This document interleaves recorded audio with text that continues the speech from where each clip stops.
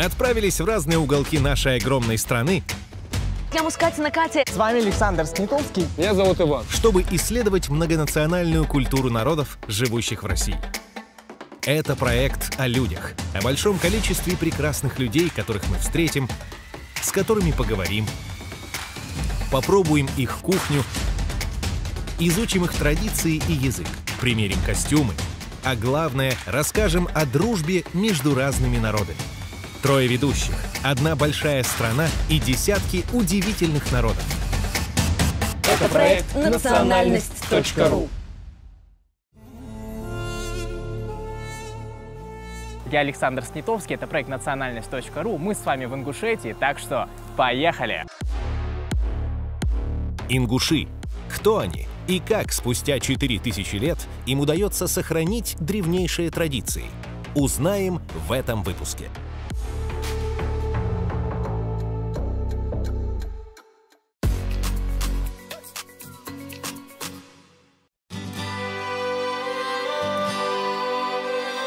На самом деле, совсем недалеко от этих мест Максим Горький прокладывал железную дорогу, а еще написал рассказ в ущелье. К сожалению, столицу он не застал. Магаз отстроили совсем недавно, и строили его именно для того, чтобы он стал столицей. Вообще здесь проживают чеченцы, русские и ингуши. Как считают историки, название национальности произошло от названия селения – Ангушт. Сами себя ингуши называют Галагаи, что означает «строитель крепости», «башни». Предки ингушей, кабанцы, жили еще в XII веке до нашей эры. А история непосредственно народа ингуши начинается минимум в I веке до нашей эры. Но как же кавказские народы без своих национальных танцев? Ингушские танцы – это в первую очередь соревнования в ловкости, мужестве и своем умении. Молодые люди собираются в круг и демонстрируют свои навыки. То есть своеобразный танцевальный баттл получается. А еще здесь есть свадебный танец и массовый торжественный.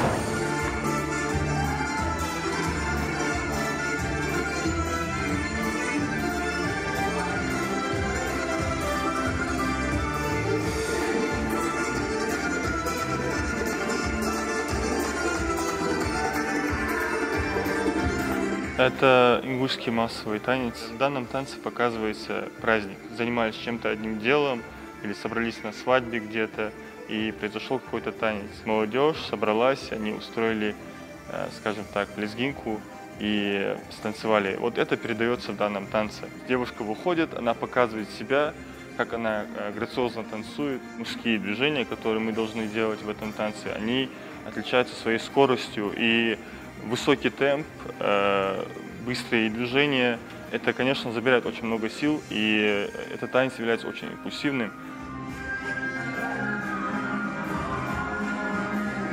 А вообще песни и танцы – это то, что объединяет множество народов. Так что давайте узнаем, как же это делают здесь коренные люди.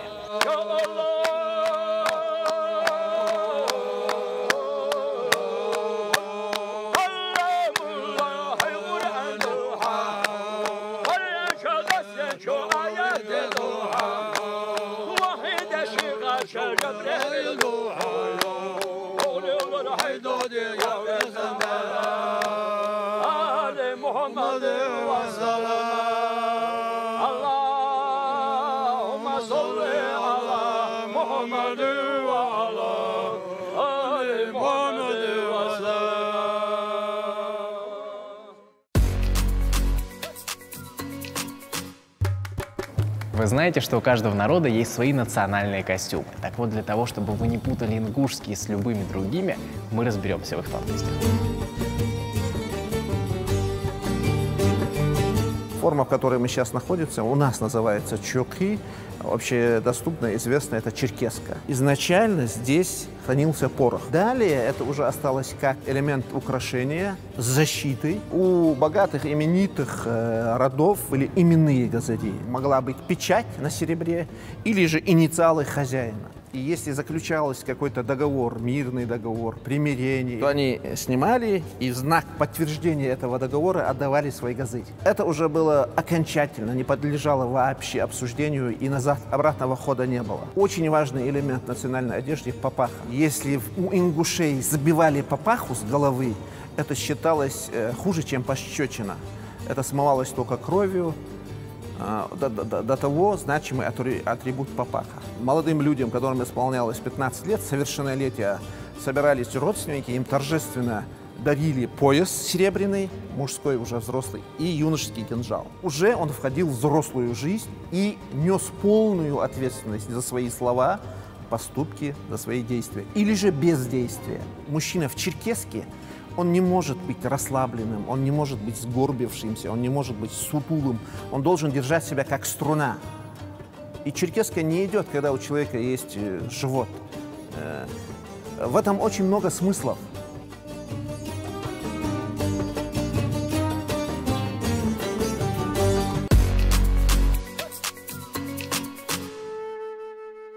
Изначально ингуши были язычниками, поэтому их захоронения отличаются от того, к чему мы привыкли. Солнечные могильники интересны тем, что туда относили тела, и считалось, что из-за солнечных лучей они не разлагались, а мумифицировались. Тем самым считалось, что предки охраняют эту землю и свой род. Когда ингуши приняли ислам, от подобного способа погребения отказались. Сейчас это проходит исключительно по мусульманским традициям. Дело в том, что ислам в Ингушетии исповедует практически каждый. Тем не менее, мы сейчас находимся у одного из православных храмов. Действующий на данный момент один храм. Здесь вот такое трепетное отношение к религии, оно уже воспринимается уважительно, и уже на этом можно находить общие точки взаимопонимания. Принадлежность к разным национальностям – это не повод для разъединения, а наоборот. Так было всегда. Мы шли рука об руки. Мы сильны, и наша история показывает нам нашу целостность, свидетельствует о ней, которую мы вот призваны сохранить. По словам местного гида, мы находимся у самого южного и самого древнего православного храма в России. Он датируется примерно 8-12 веком.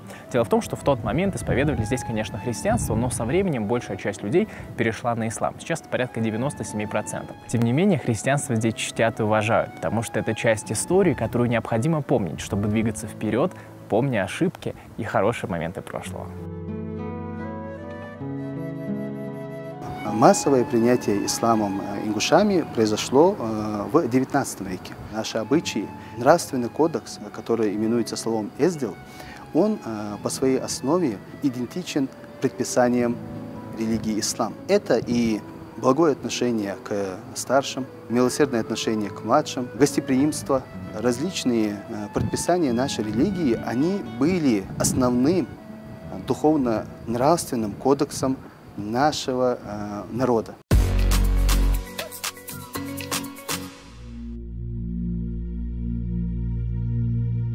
В ингушском языке 46 букв, включая символ, означающий мягкость и гортанность звука, поэтому для русского человека звучание довольно сложно. Расскажите, как от русского языка отличается ваш язык? Отличается именно гортанными звуками. Наше самоназвание – галга. То есть многим это очень сложно, и поэтому называют себя галгай. То есть им сложно уже выговорить уже звук после г. У нас есть такие слова села-ат. То есть села-ат – это уже как бы радуга на русском языке. Был бог села, бог природных явлений, и ат – это как бы лук. То есть это после дождя, когда появлялась радуга, местные жители говорили: «Бог села, с нами не воюет». У нас очень похож уже с чеченским языком. Если у них там язык мягче, они разговаривают уже как бы с мягкой стороны, а у нас это уже более грубо. А скажите, а как, например, будет сказать: «Привет, меня зовут Саша»? Дедикхал, меня зовут уже Саша. Дедикхал, меня зовут Саша. Да. Сати, Саша. Сати, Саша. Саша и. Саша и.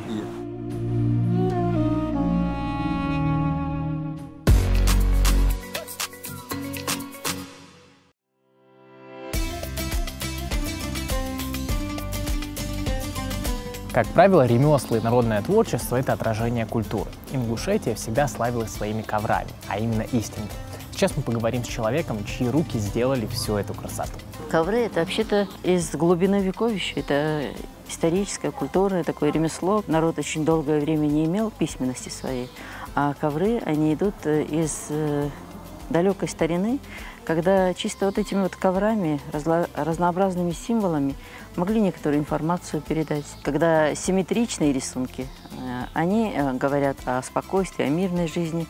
Асимметрия говорит о тревоге. В ингушских коврах и в этих орнаментах находят отражение орнамента, которые перекликаются со многими орнаментами народов мира. А ведь философия древа жизни, она очень глубокая. Она как бы ведет каждого из нас и напоминает: вы должны знать имена семерых предков. То есть жить нужно так, чтобы потомки могли гордиться своими предками. Обратите внимание на узоры. Дело в том, что в этих коврах символизмом пропитано абсолютно все. Вот, например, такие узоры можно было встречать на щитах у ингушей. Дело в том, что здесь сильные солярные знаки, многие орнаменты, которые несут, правда, большой смысл. Да и вообще по исполнению ковры, правда, отличаются от тех, к которым мы привыкли.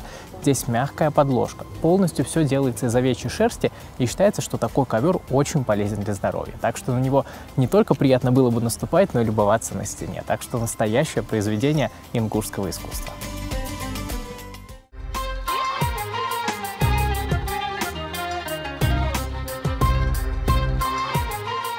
Ингушетия всегда славилась своими кузнецами. До сих пор во время раскопок находят многие вещи, которые попадают в Национальный музей. Сегодня же я познакомился с мастером, который не только сохранил те самые традиции, но и смог привнести кое-что свое, а именно создание макетов из стали. Всегда хотелось сделать просто красивые вещи для дома, для интерьера, для души. Все мастера, работающие с различными материалами, башни, это бренд наш, это наше наследие. И все мастера изображали башни. А почему бы мне не попробовать в металле? Не преследовал я цели в определенной технике сделать эту работу. Здесь есть ковка, здесь есть гравировка, здесь чеканка есть.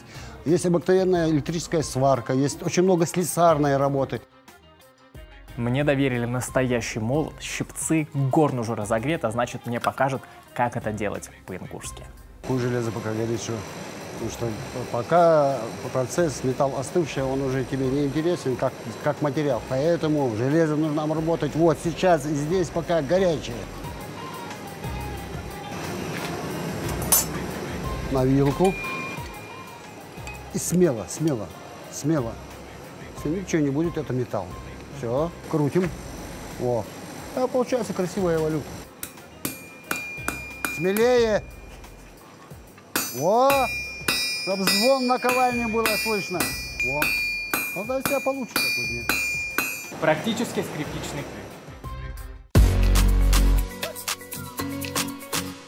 Перемещаюсь сразу на мастер-класс, чтобы познать тонкости ингушской кухни. Я уже знаю, что мясо, тесто здесь очень похоже на другие кавказские народы, если мы говорим о кухне. Однако в Ингушетии есть своя фишка. Это перец, лук и многие другие специи, которые добавляют здесь в еду. Расскажите, что это за блюдо такое? Это мясо с галушками и с картофельным соусом. На нашем языке называется дух берхалтен. Мясо присутствует на любом столе. Говядина, барашек, баранина. Свинину не едят? Не, ни в коем случае. Все подается по отдельности. Соус, картофельный соус наливается в пиалочку, вилочкой, галушки и мясо макают в картофельный соус. А так вы делаете галушки? Галушки, да. Из кукурузной муки. Варятся они минут 10. Так, хорошо. Потом они у нас сварились. Мы их достаем, макаем в бульон, едим. Мясо макнули, съели, всем запили. Все правильно. Получается и первое, и второе сразу. Очень удобно. Выглядит все очень вкусно, я уже хочу это попробовать. Видно, что мясо очень мягкое. Добиваются такой мягкости именно развариванием его буквально долгие часы. Я знаю то, что многие хозяйки варят аж до 4 часов. Представляете, как долго?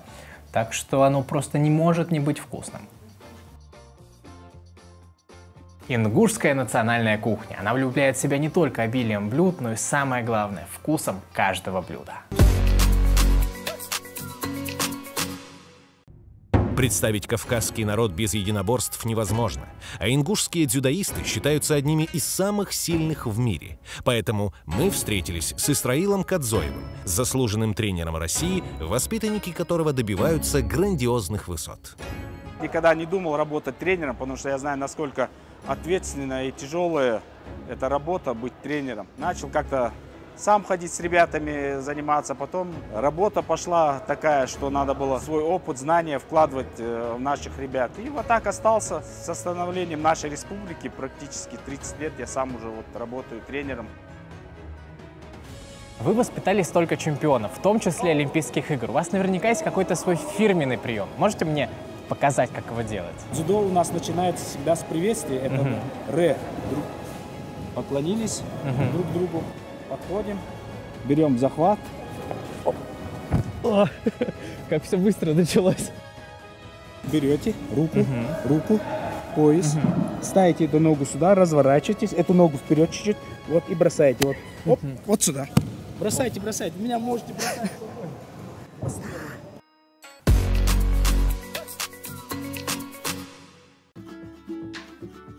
Про Ингушетию есть несколько стереотипов, которые не всегда правдивы. Начнем с того, что здесь не все ездят на Toyota Camry. Дело в том, что здесь есть и отечественные автопромы, в принципе, все остальные другие марки, как и в остальной России. Относительно одежды. Поверьте, не все здесь ходят в национальных костюмах. Их надевают на конкретные праздники, либо на официальные приемы. Более того, ингушское гостеприимство знают буквально во всей России. И оно действительно такое. Вам здесь всегда рады. И знаете, невест здесь уже не воруют. Это порицается и обществом, и на уровне закона. Так что Ингушетия очень насыщена на стереотипы, но помните, не все из них правдивы.